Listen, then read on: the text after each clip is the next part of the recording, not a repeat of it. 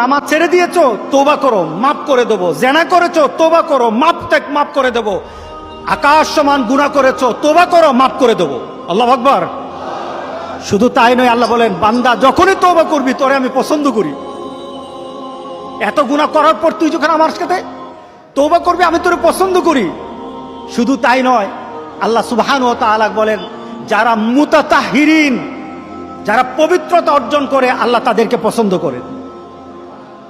আমরা পবিত্রতা অর্জন করি কি দিয়ে? উযু দিয়ে। বলেন কি দিয়ে? উযু দিয়ে।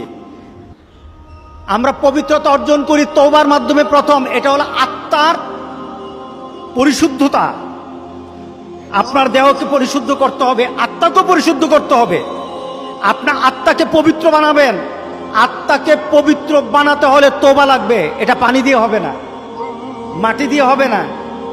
আপনার আত্মাকে যদি পবিত্র করতে চান তাহলে তওবা লাগবে। কি লাগবে? তওবা।